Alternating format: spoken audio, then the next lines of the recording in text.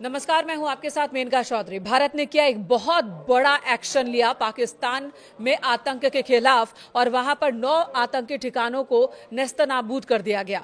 भारतीय सेना ने स्ट्राइक किया, एक दो नहीं बल्कि 9 ठिकानों को टारगेट कर कैलकुलेटिव एयर स्ट्राइक किया गया और इस दौरान आतंकी ठिकानों को पूरी तरह से तबाह कर दिया गया। लश्कर-ए-तैयबा, जैश-ए-मोहम्मद, सबके ठिकाने, उनके कई कमांडर ध्वस्त हो गए हैं। जी हां, जमींदोज में कई कमांडर मारे गए हैं और कईयों के तो नाम अब सामने आने लगे हैं। मयंक हमारे साथ मौजूद है। मयंक, उम्मीद थी जिस एक्शन की भारत ने वो एक्शन लिया?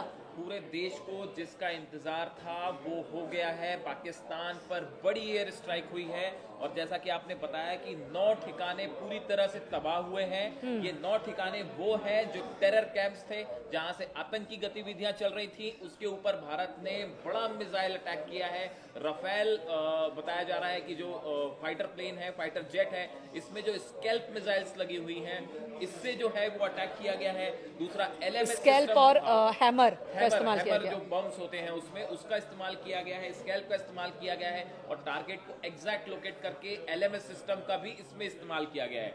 देखिए, हम आपको इस पूरे ऑपरेशन की इनसाइड स्टोरी बताते हैं। जी, सबसे पहले ये कि जो हमले किए गए हैं वो हमले जिन ठिकानों पे हुए हैं, मुजफ्फराबाद में, कोटली में, फैसलाबाद, मुरीद के, बहावलपुर, शकरगढ़ और अहमदपुर, इन 9 ठिकानों पर ये हमले किए गए हैं, जिसमें बताया जा रहा है कि 70 से ज्यादा जो खबरें आ रही हैं, 70 से ज्यादा आतंकियों की इसमें मौत हुई है, ऐसा कहा जा रहा है। सोशल मीडिया पर इसकी चर्चाएं हैं और काफी सारे आतंकी इसमें घायल हैं, जिसकी तस्वीरें अब पाकिस्तान से आनी शुरू हो गई हैं। अस्पतालों में वहां जो घायल हैं, मयंक, एक प्रोपेगेंडा पाकिस्तान की ओर से फैलाया जा रहा है कि हमारे सिविलियंस को टारगेट किया गया, सिविलियंस मारे गए हैं, बच्चे मारे गए हैं। उस प्रोपेगेंडा की हम बात करेंगे, लेकिन उससे पहले जो महत्वपूर्ण बात जो अभी आप कह रहे थे कि 9 ठिकानों को टारगेट किया गया, इसकी जानकारी रॉ की ओर से दी गई थी।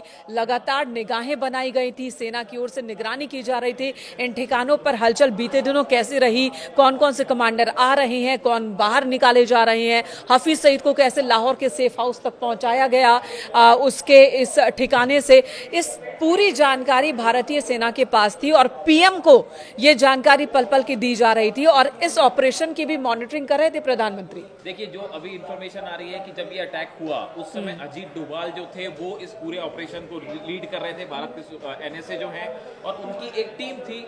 बहुत कम लोगों को इस ऑपरेशन की जानकारी थी, जैसा हमने पिछली बार भी देखा था बालाकोट स्ट्राइक के समय, वैसे ही बहुत कम लोगों के इस हमले की जानकारी थी। अजीत डोभाल उसे लीड कर रहे थे। जब पूरी तैयारी हो गई उसके बाद प्रधानमंत्री मोदी को इसकी जानकारी दी गई कि we are ready to go ahead. उसके बाद प्रधानमंत्री की तरफ से अनुमति दी गई, उसके बाद ये ऑपरेशन लॉन्च किया गया है। और देखिए, जैसा आपने बताया कि टारगेट्स जो हैं वो सिविलियंस नहीं थे, आर्मी के ठिकानों को भी निशाना नहीं बनाया गया है। देखिए, पाकिस्तान की तरफ से प्रोपेगेंडा जो भी हो, लेकिन जो हकीकत है हम आपको वो बता रहे हैं। सिर्फ आतंकवादियों के ठिकानों को निशाना बनाया गया है और बताया जा रहा है कि हाफिज सईद के जो मदरसे थे या जो कैंप थे उसके ऊपर 4 मिसाइल्स दागी गई हैं, जो पूरी तरह से हाफिज सईद का कैंप और मदरसा चल रहा था वो तबाह हो गया है। उसी तरह मौलाना मसूद अजहर, इसका भी जो मदरसा और टेरर कैंप था उसको भी पूरी तरह से तबाह कर दिया गया है। इसके अलावा मुरीदके में जैश का हेडक्वार्टर जो है उसे भी पूरी तरह से तबाह कर दिया गया है। पाकिस्तान की तरफ से बताया गया है कि 24 मिसाइल्स जो है वो फायर की गई हैं और इससे बड़ा नुकसान हुआ है। ये बात पाकिस्तान ने भी अब स्वीकार की है। ये बड़ी बात है। इससे पहले जब बालाकोट एयर स्ट्राइक हुआ था तो पाकिस्तान की ओर से ये कहा गया था कि ऐसा तो कुछ हुआ ही नहीं, जो भारत की सेना है, वायुसेना, उसने जंगल में बस 2-4 बॉम्ब गिरा दिए, 5-6 पेड़ तोड़ दिए और चले गए। लेकिन इस बार पाकिस्तान के सामने मुंह छिपाने का जरा भी मौका नहीं है। 12:35 पर पहला धमाका हो गया, जिसका वीडियो भी वायरल हो रहा है, जिसमें सड़कों पर लोग आते जाते दिख रहे हैं और धमाका होते दिख रहा है। तो पाकिस्तान ये नहीं कह सकता कि जंगल में बस बम फोड़ दिया 1-2, भारत ने फेस सेव करने के लिए। पूरी पाकिस्तान में सोशल मीडिया में इस समय भारत के हमले की तस्वीरें वायरल हैं। हर तरफ धमाकों की तस्वीरें हैं और हर एक वीडियो चीख के बता रहा है कि ये कितनी डेडली स्ट्राइक थी।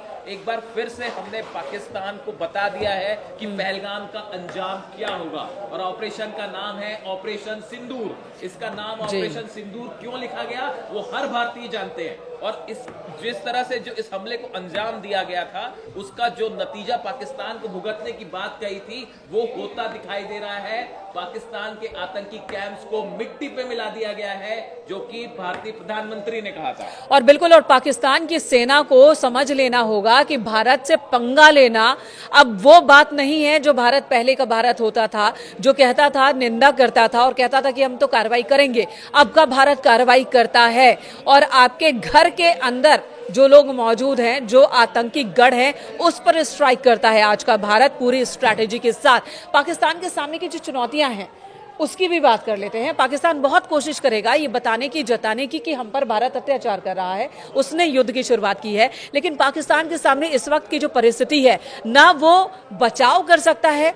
भारत ने तो खुलकर कह दिया कि हाँ, हमने स्ट्राइक किया है, ये जो मिसाइलें गिरी हैं, ये जो धमाके हुए वो हमने किए हैं, लेकिन हमने आतंक के गढ़ पर किया है। अब इसका अगर जवाब देता है पाकिस्तान, तो दुनिया के सामने वो ये जवाब नहीं दे पाएगा कि आतंक के समर्थन में उसने एक्शन कैसे ले लिया। अब देखिए, अभी सबसे बड़ी बात जो ये है कि पाकिस्तान के मीडिया में कुछ इस तरह की खबरें आ रही हैं कि पाकिस्तान ने श्रीनगर एयरपोर्ट पर अटैक किया है। हम आपको बताना चाहेंगे, ये खबरें पूरी तरह से गलत है, बिल्कुल फॉल्स है। भारत के किसी भी टेरिटरी में कोई स्ट्राइक पाकिस्तान की तरफ से नहीं हुई है। दूसरी तरफ जो एनएसए है, अजीत डोभाल, इन्होंने अमेरिका के विदेश मंत्री मार्को रूबियो से फोन पर बात की है, अमेरिका के एनएसए से फोन पर बात की है, और लगातार भारत को इंटरनेशनल जो है सपोर्ट मिल रहा है, कंट्रीज का समर्थन भारत को मिल रहा है, और लगातार ये कहा गया कि आतंक के खिलाफ भारत को पूरा अधिकार है कार्रवाई करने का। तो इस प्रकार से एक बड़ा एक्शन हुआ है जिसमें पाकिस्तान को करारा जवाब दिया गया। और यहाँ सोचने की बात है मयंक कि देखिए कैसे पहले कूटनीतिक फैसले लिए जाते हैं। सीसीएस की मीटिंग के दौरान तुरंत ही फैसला ले लिया गया पहलगाम आतंकी हमले के बाद कि हमें क्या क्या सैंक्शन पाकिस्तान पर लगाने हैं, जिसमें सिंधु जल समझौता भी था। कई और कूटनीतिक फैसले लिए गए, बॉर्डर बंद कर दिया गया, राजनयिकों की संख्या कम कर दी गई, एयर स्पेस बंद कर दिया गया। लोग कह रहे थे कि क्या बस डिप्लोमेटिक कदम ही उठाए जाएंगे, सेना की कार्रवाई कब होगी? तो सेना ने पूरी स्ट्रैटेजी बनाई, वो स्ट्रैटेजी जिसमें भारत की छवि को धक्का ना लगे। भारत युद्ध की शुरुआत नहीं करता है, और ये स्ट्रैटेजी थी कि भारत इस बार भी युद्ध की शुरुआत नहीं करेगा, लेकिन आतंक के खिलाफ बड़ा एक्शन लेगा। पाकिस्तान की सेना, पाकिस्तान की सरकार को वो जवाब देगा कि वो मुंह छुपाने के लिए उनके पास जगह नहीं होगी। देखिए, अब इस पूरे ऑपरेशन में आगे क्या होता है, पाकिस्तान की तरफ से क्या कोई जवाब दिया जाता है, और भारत की तरफ से अगला कदम अब क्या उठाया जाएगा।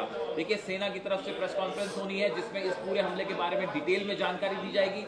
जो भी जानकारी होगी वो हम आपको डिटेल तक पहुंचाएंगे। एक बात मयंक, जाते जाते, पीओके को लेकर इस जगह का इस्तेमाल आतंकियों के लॉन्च पैड की तरह करता है पाकिस्तान, और भारत में ये डिमांड अब बढ़ गई है कि अब जब लड़ाई शुरू की है तो पीओके को भी ले लो। प्रधानमंत्री भी कह चुके हैं कि जड़ से खत्म कर देंगे इस बार आतंकवाद को। गृह मंत्री अमित शाह बार बार कहते रहे हैं कि पीओके तो हमारा ही है, था, है और रहेगा, और बहुत जल्द भारत की सीमा के अंदर वो दिखेगा।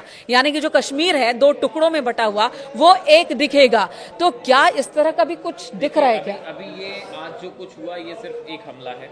आगे क्या होता है, क्या पीओके के लेकर भारत का कोई बड़ा एक्शन होगा, इस पे नजरें बनी हुई हैं। अभी फिलहाल सेना की तरफ से क्या कहा जाता है, क्या सेना का कहना है, वो बहुत अहम है। बिल्कुल, और इसी बीच एक खबर आ रही कि रक्षा मंत्री राजनाथ सिंह ने भी सेना के तीनों विंग के जो कमांडर्स हैं, जो उस वक्त इस पूरे ऑपरेशन को अंजाम दे रहे थे, जुटे थे, उन सब से बात की है। और 10 बजे प्रेस कॉन्फ्रेंस होनी है सेना की, और उसमें पूरी तस्वीर सेना की तरफ से मीडिया के सामने, देश के सामने, दुनिया के सामने रख दिया जाएगा।